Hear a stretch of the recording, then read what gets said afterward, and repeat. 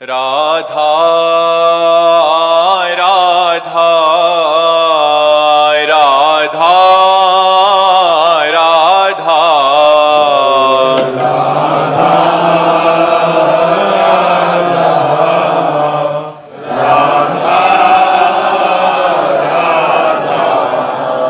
राधा राधा राधा राधा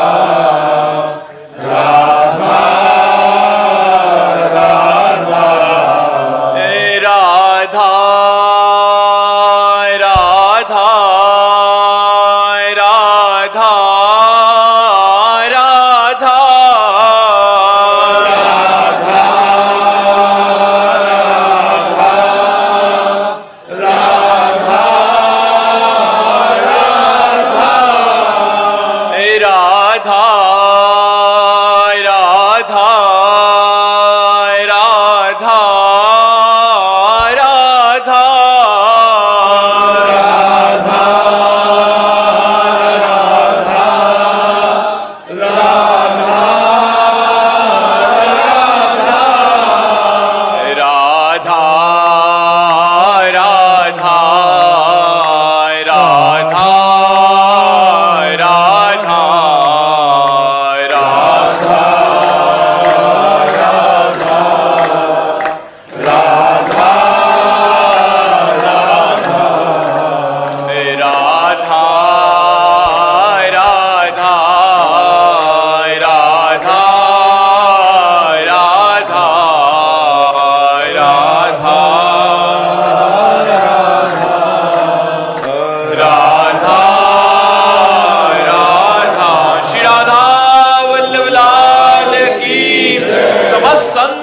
भक्तन की, श्री वृंदावन धाम की, श्री सद्गुरुदेव भगवान की।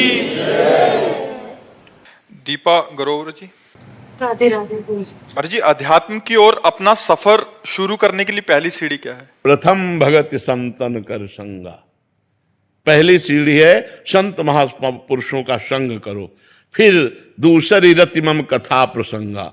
दूसरी सीढ़ी है भगवान के खूब लीला चरित्रों को सुनो। फिर गुरुपद पंकज सेवाति सरि भक्तमान। फिर सदगुरुदेव का वर्ण करो और मान रहित होकर सदगुरुदेव की सेवा करो।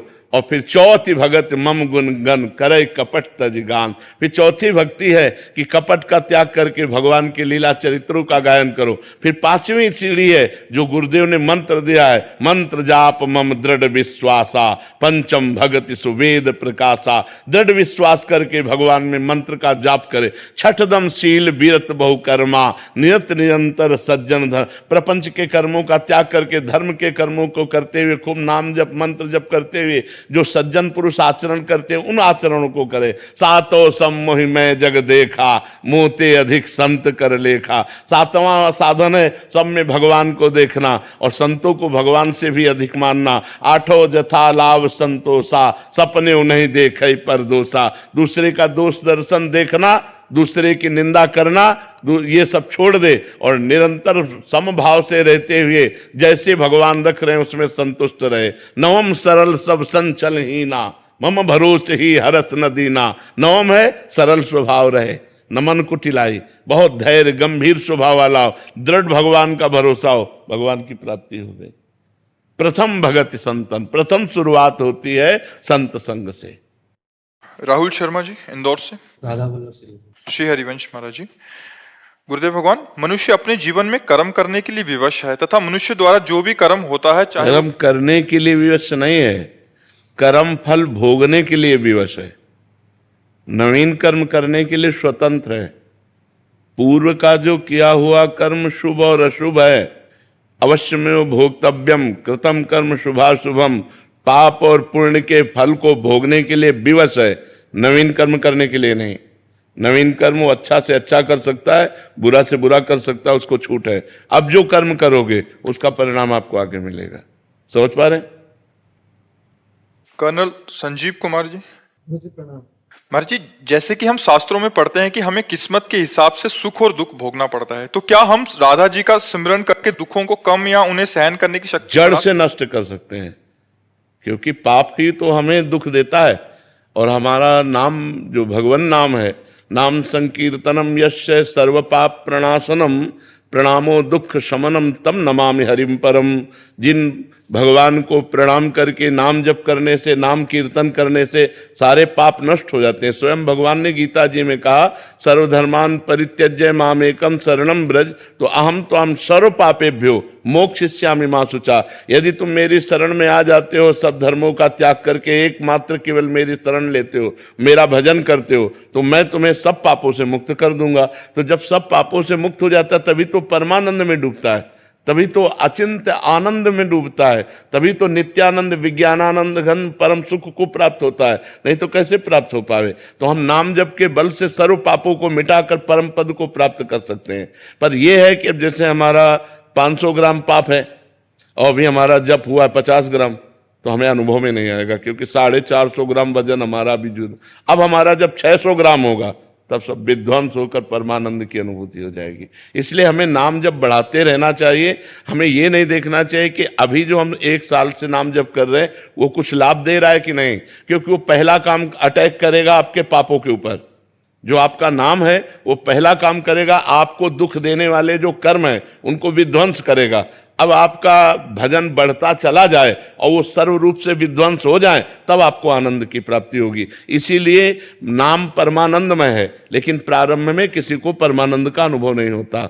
जैसे मिश्री मीठी होती है, लेकिन किसी को पित्त रोग हो और मिश्री पवाई जाए तो कड़वी लगेगी, लेकिन वही मिश्री रोज पाता रहे तो पित्त का समन होकर वो मीठी लगने लगेगी। ऐसे ही भगवान का नाम जप या भजन बहुत मीठा अमृतमय है, परम सुखमय है, लेकिन हमें नहीं लगता, क्योंकि विषय रूपी पित्त बढ़ गया है, विषयों के प्रति राग और भोग की वृत्ति बढ़ गई है। अब हम नाम जप यही करते रहें तो जहां विषय राग नष्ट हुआ, पाप नष्ट हुआ, तो परमानंद पूरी मन राजा, पूरा हृदय परमानंद में भर जाएगा।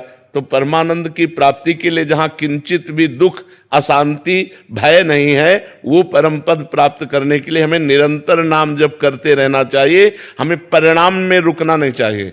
हो सकता है आप बहुत सुंदर नाम जप कर रहे हो और आपको भोगने के लिए दुख मिल रहा है, क्योंकि पूर्व का पाप अटैक कर रहा है इस समय। तो हमको चुपचाप दुख भोगते हुए नाम जप नहीं छोड़ना चाहिए। तो नाम जप समस्त दुखों का नाश करके परम सुख की प्राप्ति करा देगा, परम शांति की प्राप्ति करा देगा। अनुपमा कुमारी जी, मधुबनी, बिहार से।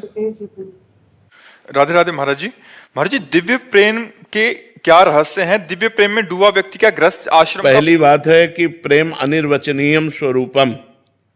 वाणी की सामर्थ्य नहीं है कि प्रेम की बात को बताया जा सके। प्रेम स्वाद है, भजन का स्वाद है प्रेम। जैसे आपको गुलाब जामुन पवाया जाए और आपसे पूछा जाए कैसा, तो आप कहोगे मीठा। फिर हम प्रश्न करें कैसा मीठा, तो आप कहोगे बहुत अच्छा मीठा। फिर प्रश्न करें बहुत अच्छा मीठा मतलब कैसा, तो आप उत्तर दोगे खा के देख लो। आगे है आपके पास उत्तर।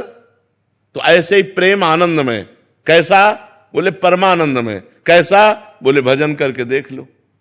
जब तक भजन नहीं करोगे तब तक प्रेम का अनुभव गम्य भजे जय संता। प्रेम अनुभव स्वरूप है। प्रेम का रहस्य यह है कि वो जाने मोरी छाती, मीरा जी कहती, मेरी वाणी की सामर्थ्य नहीं कि उसका वर्णन कर सकूं। सूक्ष्मतरम अनुभव स्वरूपम प्रतिक्षण वर्धमानम, जो प्रेम का स्वरूप है, कामना रहितम, कोई कामना नहीं, और वो हृदय के अनुभव का विषय, वो वाणी का विषय नहीं है। जो निरंतर नाम जप करते हैं, भगवान की लीला कथा सुनते हैं, भगवान की सेवा करते हैं, पापाचरण का त्याग करते हैं, धीरे धीरे उनके हृदय में भगवान से प्रेम प्रकट होने लगता है। और जब प्रेम प्रकट होने लगता है तब और कछु न सुहाए, कुछ अच्छा नहीं लगता। नहीं खान पान ते भावे है, नहीं कोमल वसन सुहावे है, सब विषय लगे ते खारा है, हरि आशिक का मग न्यारा है। नारायण हरि भजन में ये पांचों न सुहात, विषय भोग, निद्रा, हंसी, जगत प्रीति, बहुबात, ये अच्छा नहीं लगता। निरंतर भजन करते हुए रोने को मन होता है, मैं अपने प्यारे के लिए रो, कैसे प्राप्त करूं, कोई उपाय नहीं दिखाई दे रहा। हा कृष्ण, हा राधा, आप कृपा करो, आप मिल जाओ। वो रात दिन फिर रोना शुरू हो जाता है। और बिन रोए किन पाइया प्रेम प्यारा मीत, जहां रोना शुरू हुआ प्रेम का प्रादुर्भाव हुआ और प्रेम से ही प्रकट हो जाते हैं भगवान। जहां हमारे हृदय में प्रेम प्रकट होता है तो हरि व्यापक सर्वत्र समाना और प्रेम ते प्रकट हो ही मैं जाना। भगवान जहां देखे इसके हृदय में प्रेम प्रकट हुआ तो भगवान हृदय में ही प्रकाशित हो जाते हैं। प्रेम अनिर्वचनीयम है, उसका वाणी के द्वारा वर्णन नहीं किया जा सकता। क्या गृहस्थ आश्रम में इसका पालन किया जा सकता है? बिल्कुल, संसारिक लोगों गृहस्थ के साथ? आश्रम और विरक्त आश्रम ये सब शरीर धर्म है। विरक्त और गृहस्थ ये शरीर होते हैं। अगर हमारा मन तो चक्रवर्ती सम्राट महाराज अम्बरीश, विरक्त महात्मा दुर्वासा जी, विरक्तता की चरम सीमा दुर्वासा जी, एक वलकल की लंगोटी लगाकर दूब का रस पीने वाला, और चक्रवर्ती सम्राट, अनेक रानियां और समस्त वैभव, फेल हो गया महात्मा विरक्त उनकी भक्ति के आगे। सावई मनः कृष्ण पदारविंदयो, मन कृष्ण के चरणों में लगा है। चक्रवर्ती सम्राट है और इनको अपनी तपस्या का अहंकार है। तो पूरा चरित्र पढ़ के देख लो, अम्बरीश और दुर्वासा चरित्र। तो इसलिए ये भ्रम हटा दो कि हम गृहस्थ में हैं और हमसे भजन नहीं हो सकता, या हम भक्ति की ऊंचाई नहीं प्राप्त कर सकते, या जो महात्मा लोग गति प्राप्त करते वो हम नहीं प्राप्त कर सकते। नहीं, आप प्राप्त कर सकते हो, पर आप अपने धर्म के अनुसार चलो तब। गृहस्थ धर्म सबसे बड़ा धर्म है। जितने भी विरक्त महात्मा हुए पैदा कहाँ हुए?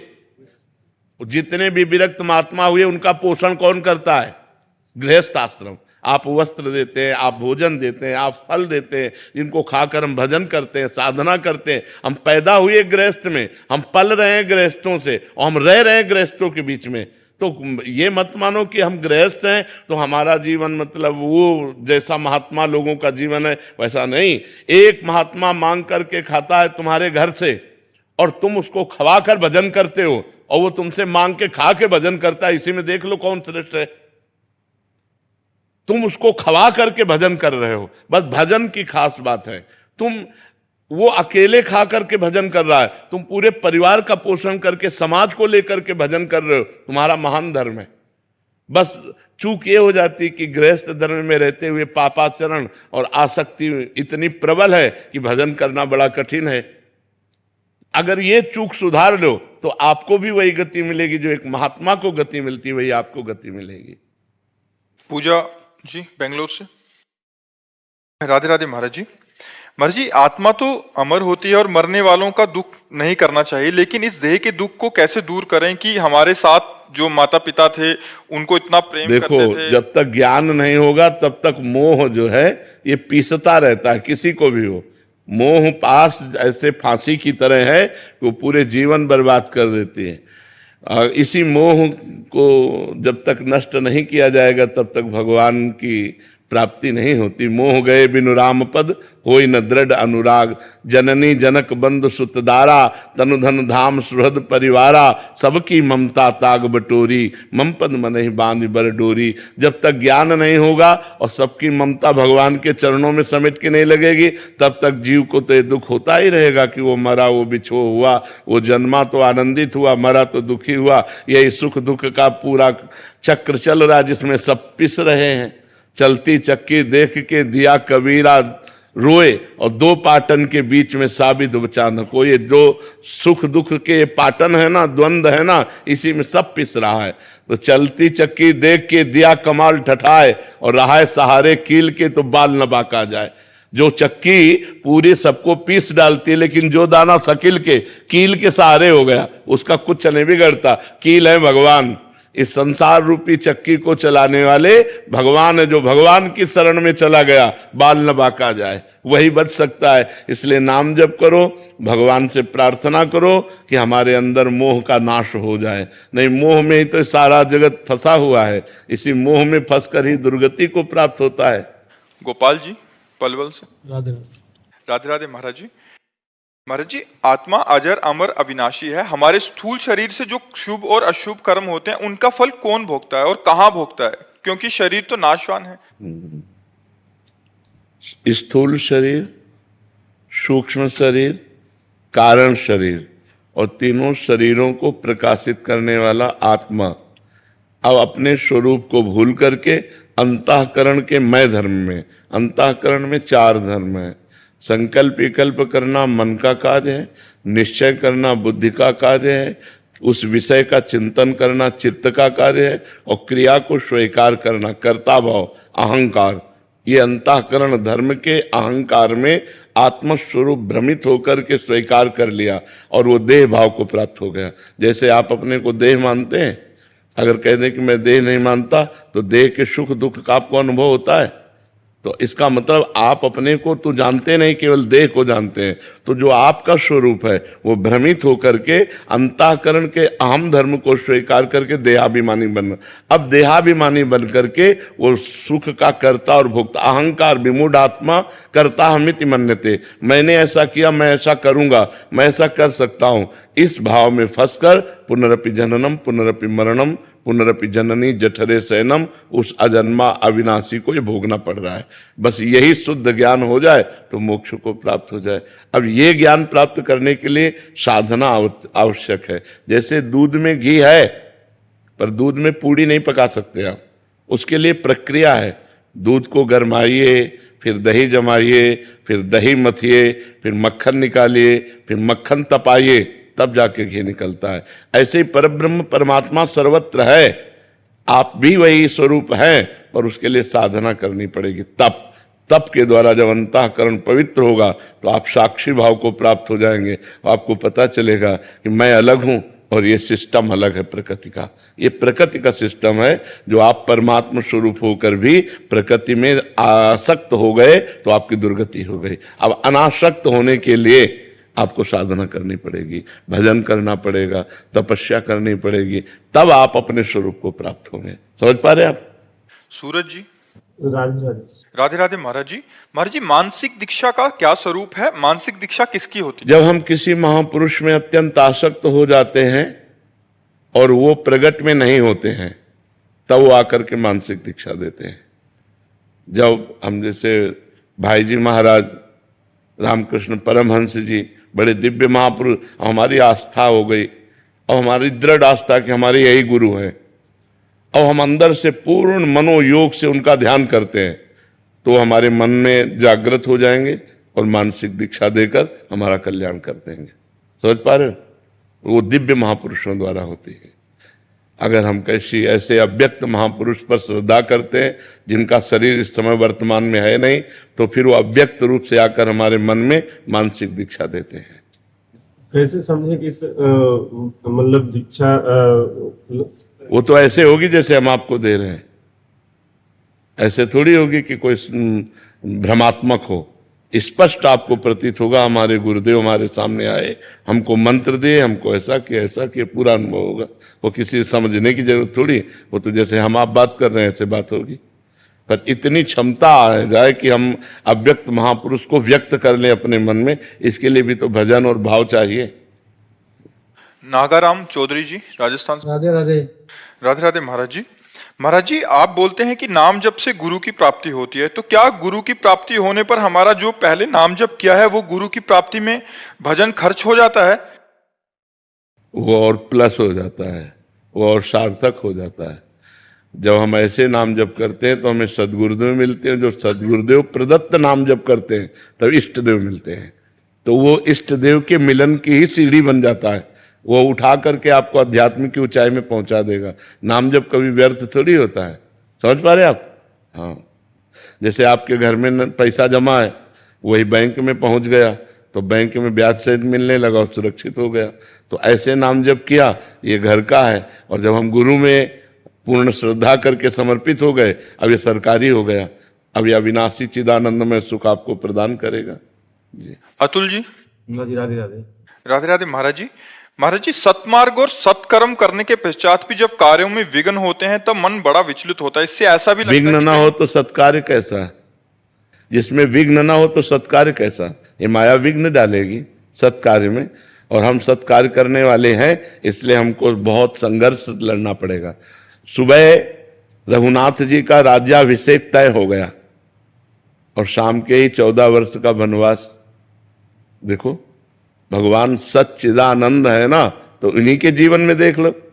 सुबह रघुनाथ जी का राज्याभिषेक होने वाला, पूरी अवध में आनंद बधाइयां बजने वाली हैं, और शाम के ही शोक पूरी अयोध्या में छा गया माता कैकेयी जी के द्वारा ये 2 वरदान मांगे गए, 14 वर्ष विशेष उदासी, भगवान का वनवास और भरत जी का राज्याभिषेक। महाराज का प्राण छूट जाता है दशरथ जी का, सब माताएं वैधव्य को प्राप्त होती हैं। पूरी अयोध्या 14 वर्ष तक वियोग अग्नि में जलती है और कहाँ सुबह आनंद होना था। तो भगवान ने अवतार लेकर ये हमको शिक्षा दी कि मृत्युलोक में मानव जीवन संघर्षमय है, इसमें हमें लड़ना पड़ेगा। विपत्ति, अपमान, असफलता, इनको रौंदना पड़ेगा। तपस्या के बल से, भजन के बल से, तीर्थयाटन, जन समुदाय की सेवा, इन पवित्र कार्यों के द्वारा हम बलवान बने और इस माया के द्वारा दिए हुए विघ्नों को रौंदे और फिर निकल। ये तो विक्षेप पड़ेगा। हमारी किसी पूजा पाठ की त्रुटि से तो नहीं ऐसा होता? नहीं, ऐसा नहीं होता। ये माया का कार्य है। माया स्वयं अपना स्वरूप प्रकट करती है जब, तो 3 गुण है, सत्वगुण, रजोगुण, तमोगुण, और यही कोई न कोई रूप रख करके विक्षेप पहुंचाते हैं हमारे मार्ग में। तो हमको नाम जप के द्वारा, अध्यात्म के ज्ञान के द्वारा, उसके द्वारा पहुंचाए हुए विक्षेपों से आगे निकल जाना है। बड़े बड़े सिद्ध संतों के जीवन में विक्षेप हुए हैं, तो फिर अपने लोग तो साधारण जीव हैं, बड़े बड़े सिद्धों के जीवन में विक्षेप पहुंचे हैं। तो हमको चिंता नहीं करनी, हमें संघर्ष करना है, हमें हारना नहीं, निराश नहीं होना, उदास नहीं होना, और ये निश्चय रखना है इसी जन्म में हम माया पर विजय प्राप्त करके भगवान को प्राप्त करेंगे, क्योंकि हम भगवान की शरण में भगवान का नाम जप करते हैं। ये निश्चय कभी बदलने ना पावे, ये निश्चय दृढ़ रहे, भगवान का भरोसा दृढ़ रहे और भगवान का नाम जब चलता रहे, आप विजय को ही प्राप्त होंगे। भगवान को अधीन कर लेता है भगवान का सुमिरन करने वाला। सुमिर पवन सुत पावन नामू, अपने बस करि राखे रामू। तो जिसके अधीन भगवान है, फिर उसका कौन बाल बाका कर सकता है। मुख में हो राम नाम, राम तेरे हाथ में, बंदे तू अकेला नहीं, राम तेरे साथ में। राम हाथ में हो जाते हैं तो अखिल कोटि ब्रह्मांड नायक भगवान तुम्हारे हाथ में हो जाएंगे यदि नाम जप करोगे। मुख में हो राम नाम, राम तेरे हाथ में, बंदे तू अकेला नहीं, राम तेरे साथ में। बस विधि का विधान जानी, हानि लाभ सही, जाहि विधि राखे राम, ताहि विधि। बड़ा आनंद का मार्ग है जी। वंदना उपाध्याय जी। राधे राधे गुरु। राधे राधे महाराज जी। महाराज जी, भगवत गीता में श्री कृष्ण जी ने कहा है कि न मैं भक्तः प्रणश्यति, अर्थात मेरा भक्त का कभी नाश नहीं होता। तो क्या सभी नाम जप से भगवत धाम को प्राप्त हो जाएंगे? हाँ, लेकिन सभी नाम जप करते कहाँ हैं? सभी भगवान के आश्रित कहाँ हैं? गीता जी में लिखा है कि जो दुष्कृति है, मूढ़ नराधम है, वो मेरी शरण में नहीं आते। रामचरितमानस में लिखा है, पापवंत कर सहज स्वभाऊ, भजन मोर ते भाव न काऊ, जो पे दुष्ट हृदय सोई होई, मोरे सन्मुखाव की सोई। तो सब कहाँ नाम जप करते हैं? सब कहाँ भगवान के शरण में? अगर ऐसा हो तो विश्व मंगल स्वरूप हो जाए, अभी राम राज्य छा जाए। यदि हम भगवान के शरणागत होकर पापाचरण का त्याग करके नाम जप करें, अभी हमारा मंगल हो जाए, अभी हमारा कल्याण हो जाए। अमित जी। राधे राधे महाराज। राधे राधे महाराज जी। महाराज जी, कभी ऐसी परिस्थितियां उत्पन्न हो जाती हैं कि हमारे द्वारा बनाया गया दैनिक नियम था जो नाम जप का, तो पूरा नहीं हो पाता। ऐसे में नियम भंग होने के कारण हमें नाम जप का पुण्य प्राप्त हो सकेगा या नहीं? अगले दिन फिर हम प्रयास, जैसे आपका 11 माला का नियम है, आज आपने 2 माला जप किया, तो अगले दिन की 11 प्लस 9। अगर आपका 5-6 दिन छूट जाता है तो 4-4 माला बढ़ाते चले जाइए रोज दिनचर्या में और उनको पूरा कीजिए। इससे हमारा भजन बढ़ेगा, इससे हमारा सुकृत बढ़ेगा, इसमें हमारा मंगल होगा। नियम निष्ठा नहीं तोड़नी चाहिए। मतलब किसी समस्या में हम फंस गए, अब 10 दिन हमसे हमारी दिनचर्या नहीं हो पाई, तो अब हम 11वें दिन, मान लो 11 माला, तो 11 माला और 5 माला एक्स्ट्रा करते हैं। अब तब तक हम 5 माला एक्स्ट्रा करते चले जाएंगे जब तक हमारा 10 दिन का वो पूरा कवर नहीं हो जाएगा। ऐसे भजन किया जाता है। गृहस्थी में समस्याएं आ सकती हैं कि आप नियम पूरा नहीं कर सकते, तो उसको अगले दिन पूरा कीजिए, उसके अगले दिन पूरा कीजिए, 3 दिन में 4 दिन में उसकी कमी को पूरी कीजिए। समझ पा रहे हैं आप? सुनीता जी मेरठ से। श्री हरिवंश महाराज जी। महाराज जी, अगर भगवान के समक्ष किया गया संकल्प पूरा ना कर पाए तो प्रभु क्षमा कर देते हैं? अरे हम बच्चे हैं, हमारा क्या संकल्प? हमसे तो गलतियां होती ही रहेंगी, हमसे तो त्रुटि होती रहेंगी, पर प्रयास करें, जो हम नियम लें उसको पूरा करें, प्रयास करें। अगर हम प्रयास में असफल होते हैं तो भगवान नाराज क्यों होंगे? वो बहुत गंभीर पिता हैं, वो उदार शिरोमणि पिता हैं, हम उनके बच्चे हैं। बच्चों से त्रुटि हो जाए तो पिता नाराज थोड़ी होते हैं। वो तो बहुत बड़े हैं, बहुत कृपालु हैं, बहुत उदार हैं। पर हमें चाहिए कि हम जो नियम लें, जो संकल्प करें, उसे पूरा करना चाहिए। ऐसे सहसा संकल्प नहीं लेना चाहिए, लेकिन जो संकल्प ले उसे पूरा करें। अगर नहीं कर पाते हैं तो भगवान से निवेदन करें, प्रार्थना करें कि प्रभु हमें बल दो, मैं उस संकल्प को पूरा करूं। बकाया उसमें कोई हानि नहीं है कि कोई हानि हो जाएगी। वो मंगल भवन अमंगल हारी है, कभी अमंगल तो कर ही नहीं सकते जी।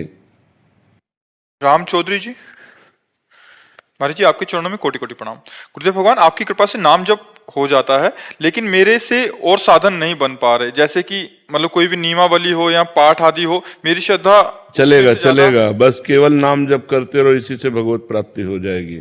निरंतर नाम चलाते रहो, बस इसी से काम बन जाएगा। पर पापाचरण नहीं होना चाहिए, साइड में परहेज है, दवा के साथ साइड में परहेज है। अगर गंदे आचरण करोगे, पापाचरण करोगे, तो नाम जब उसी को भस्म करने में लगा रहेगा तो तुम्हें आनंद की अनुभूति कब होगी?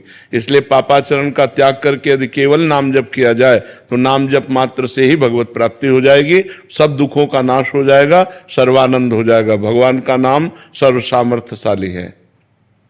हर्षिता, महाराज जी मेरा प्रश्न है कि हम अपने हर कार्य, हर परिणाम के लिए खुद को भगवान के चरणों में समर्पित कर देते हैं, तो क्या ये समर्पण हमें आलस्य प्रदान तो नहीं कर देगा? नहीं, कैसी बात करते हो? भगवान का समर्पण वीरता प्रदान करता है कि आलस्य? भगवान के चरणों में समर्पण कर देने का मतलब सर्व मंगलमय। और वो बहुत धन्यवाद है कि आप हर क्रिया को भगवान के चरणों में समर्पित करके करें। अगर ऐसा कुछ है कि भगवान सब कर देंगे और हम पापाचरण करते हैं, फिर गलत बात है, ये कायरता होगी। हम गंदे आचरण कर रहे हो, भगवान की कृपा से हमारा मंगल हो जाएगा, ऐसा कैसे हो रहा है?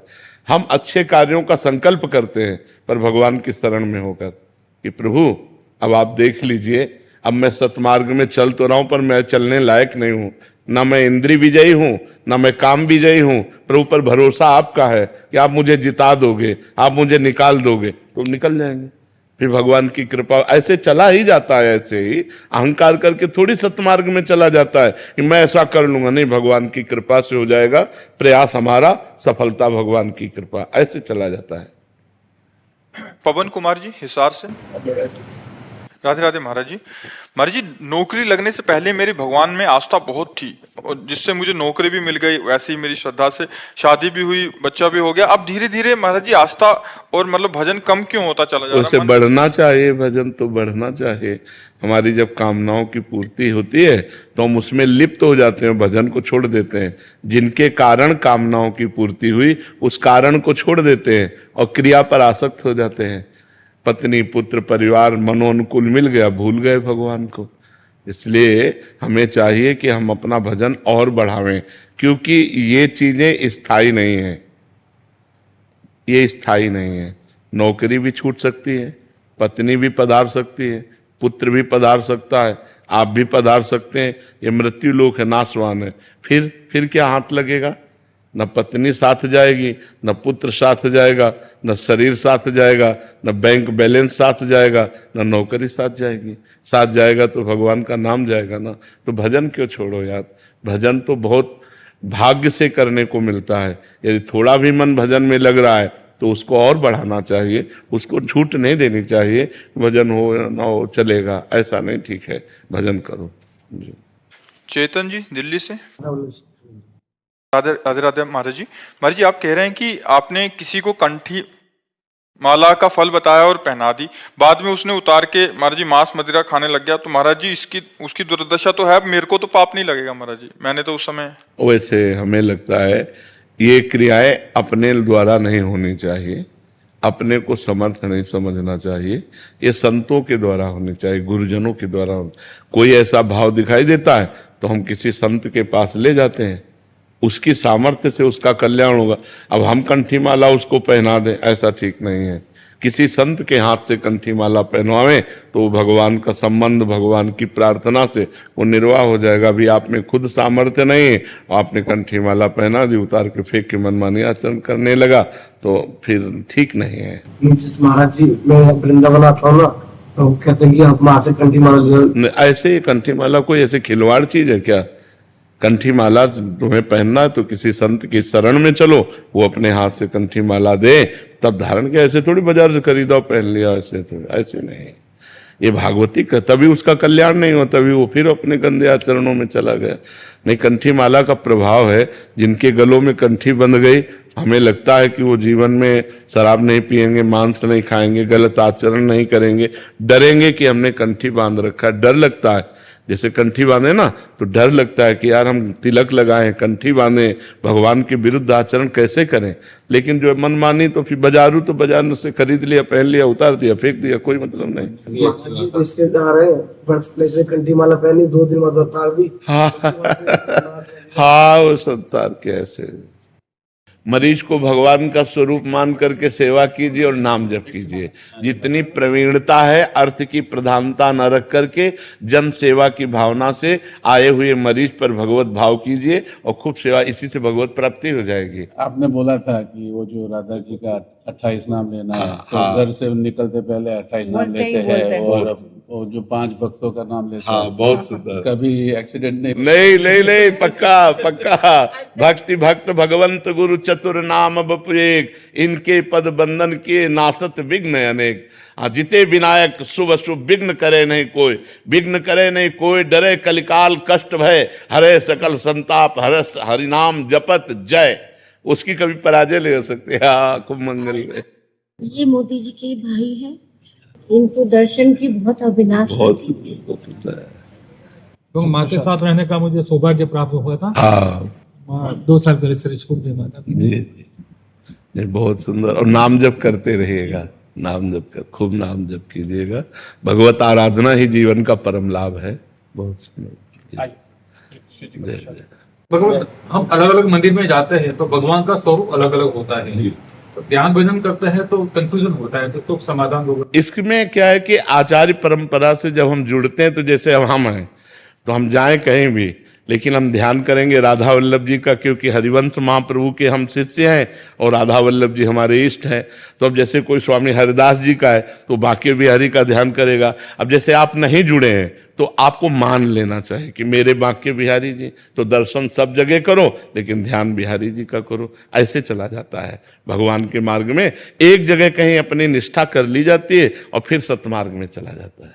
जी, मैं 78 का हूँ और मैं जब भी मेडिटेशन करता हूँ, ध्यान करता हूँ, अग्नि में बैठ के करता हूँ, तो मैं करता रहा और शिव की उपासना करता रहा। एक दिन मेरे को कहे कि आपका स्मरण हुआ और मुझे ऐसा लगा जैसे आप खुद बैठे हो, और मुझे इतनी शांति मिली, इतना आनंद मिला कि मैं उसके बाद में जब भी डिप्रेशन में होता हूँ तो मैं आंख बंद करके रात को याद करता हूँ। वो जैसे ऐसा क्यों होता है? देखो, जिन भगवान शिव का ध्यान करते उन्हीं भगवान शिव के हम हैं।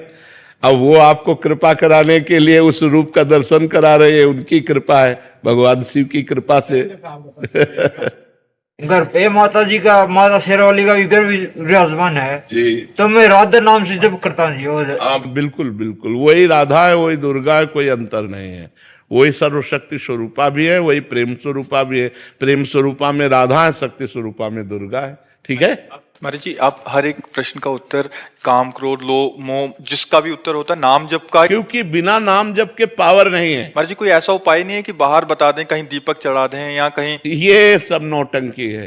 अगर ऐसा हो तो 10-20 टीन घी लेकर के जला दो और हमें बताओ तुम्हें लाभ मिल जाए तो। कुछ नहीं होने वाला। बिना अंदर के, तुमने पाप किया है अंदर के चिंतन से, ध्यान दीजिए। अंदर आपने कामना की और शरीर से आपके पाप हुआ। अब अंदर कैसे ठीक होगा? अंदर नाम जब ठीक करेगा। सांप बैठा है बिल के अंदर, ऊपर सैकड़ों लाठी जमा दो, उसको कोई फर्क पड़ेगा क्या? बिल के अंदर घुस के मारा जाए तब वो मरेगा। तो इस शरीर रूपी बिल के अंदर बैठा हुआ पाप है, उस पाप को मारने के लिए नाम जपना अत्यंत आवश्यक है। गंगा पाप नष्ट कर सकते, लेकिन पाप की प्रवृत्ति भजन नष्ट करेगा। पाप किया, गंगा नहाया, फिर पाप किया, तो मतलब क्या रहा गंगा नहाने से? पाप की प्रवृत्ति का नाश होगा तो नाम जप से होगा, भजन से होगा। अगर भजन नहीं करोगे तो हर प्रश्न का उत्तर नाम जप है। अगर नाम जप नहीं करोगे तो समाधान हो ही नहीं सकता। ये आप करके देख लो, जंतुर बंधवा के देख लो, हवन करवा के देख लो, कलावा बंधवा के देख लो, कुछ नहीं होने वाला। राम राम राम, राधा राधा राधा, सब बात पर। महाराज जी वो अच्छा लगता है कि दूसरे जैसे पंडित जी कर लें ठीक रहेगा, बट हमें कुछ ना करना पड़े। तुम करो पाप और पंडित जी करे जब, तो तुम्हारा कल्याण हो जाएगा, ऐसे हो जाएगा? नहीं, ऐसा कदापि नहीं हो सकता, कदापि नहीं हो सकता। तो महाराज जी बाहरी इससे मतलब उतना इफेक्ट नहीं पड़ेगा महाराज? बिल्कुल असर नहीं पड़ेगा। हम कह रहे हैं, देखो खास बात समझिए, स्वप्न में एक आदमी समुद्र में डूब रहा है, अब वो कह रहा बचाओ, आवाज बाहर जोर से निकली, मैं समुद्र में डूब रहा हूं बचाओ। अब हम लोग सैकड़ों तैराक उसके सामने एकत्रित कर दें, नौकाएं एकत्रित कर दें, क्या वो बच सकता है? एक उपाय केवल है, जगा दो उसे। समझ रहे हो ना? उसे जगा दो। अब एक बूंद पानी नहीं, जब वो समुद्र में डूब रहा था। ऐसे ही ये जगत माया प्रपंच है, जब तक ज्ञान नहीं होगा, जब तक भजन नहीं होगा, जैसे उसका एक ही उपाय केवल जगा देना है। आप सैकड़ों तैराक एकत्रित कर लो, बचा नहीं सकते उसको। नौका जल जहाज नहीं बचा सकते, क्यों? वो स्वप्न में डूब रहा है। उसको जगा दो, बस उसका स्वप्न टूट जाए, वो जग गया, अब वो बच जाएगा। जो सपने सिर काटे कोई, बिन जागे दुख दूर न होई। ऐसे ही जब तक आपको ज्ञान नहीं होगा, तब तक आप रोते रहोगे इस जगत के मोह में, राग में, काम में, क्रोध में, लोभ में। थोड़ा दान पुण्य किया, थोड़ा पाप नष्ट हुआ, फिर पाप किया, फिर इससे काम नहीं बने। काम बनेगा पाप की जड़ का नाश हो, और पाप की जड़ है पाप की प्रवृत्ति। उस प्रवृत्ति में जब तक ज्ञान नहीं जागृत होगा, तब तक बात नहीं बनेगी। इसलिए खूब नाम जप करना अत्यंत अनिवार्य है। महाराज जी और कैसे पता लगेगा कि हमारे पाप नष्ट हो रहे हैं और हो गए हैं? जैसे जैसे पाप नष्ट होते जाएंगे, चिंता शोक भय ये सब नष्ट होता जाएगा। अपने अंदर अपने आप हृदय में आने लगेगा, मैं निष्पाप हो गया हूं। अपने आप हृदय में आने लगेगा, मेरे पाप कम हो रहे हैं। अपने आप अनुभव में आएगा। जैसे जैसे भजन बढ़ता चला जाएगा, भगवान प्रिय लगने लगे, धर्म प्रिय लगने लगे, गंदे आचरणों से घृणा होने लगे, ये है पवित्रता का लक्षण। पापी पुरुष के हृदय की स्थिति क्या होती? हर समय वो चिंता, डिप्रेशन, शोक में रहता है। हाँ, निगेटिव, उसका हर चिंतन निगेटिव हो, यहां तक निगेटिव हो जाएगा कि उस करने की वो सोच लेगा। अब उसको कल्पों तक भटकना पड़ेगा। अरे मनुष्य जन्म मिला है समस्या का समाधान करने के लिए, ना कि समस्या बढ़ाने के लिए। या समस्या बढ़ाना है, ना कि समस्या मिटाना है। लोग समझते नहीं है, सोचते हैं आप कर लेंगे तो हम समस्याओं का निदान कर लिया, और घोर समस्या में फंस गए। समस्या का निदान करने का उपाय मनुष्य शरीर था, उसको खो दिया। अब तो सवाल नहीं उठता। 83,99,999 योनियों में एक भी योनि ऐसी नहीं है जिसमें आप भजन करके भगवान को प्राप्त कर लें। 84 लाख योनि की पूर्ति मनुष्य शरीर से होती है। इसी मनुष्य शरीर से भजन करके हम अपना कल्याण कर सकते हैं। समस्त समस्याओं का निदान भजन है, अगर भजन नहीं तो कुछ नहीं है। प्रवृत्ति में रहते हुए स्मरण का थोड़ा, हाँ, लेकिन उस प्रवृत्ति को भी भगवत अर्पण कर दे। जैसे हम 2 घंटे किसी ऐसी प्रवृत्ति में लगे जिसमें हमारा नाम छूट जाता है, तो पूरी सृष्टि भगवान का स्वरूप है। मत्ता परतरम नान्यत किंचिदस्ति धनंजय, मेरे सिवा कुछ नहीं। तो उसे तुरंत 2 घंटे बाद हम भगवान का स्मरण करते हुए कि ये सेवा इन स्वरूपों में आप ही थे प्रभु, मैंने ये सेवा जो की वो आपकी प्रसन्नता का हेतु बने, वो कृष्णार्पणम मस्तु, तो वो भी भजन माना जाएगा। वो मदर्थ कर्म है, भगवान के लिए कर्म है, तो वो भी भजन ही माना जाता है। क्योंकि प्रवृत्ति में छूट जाना स्वाभाविक है।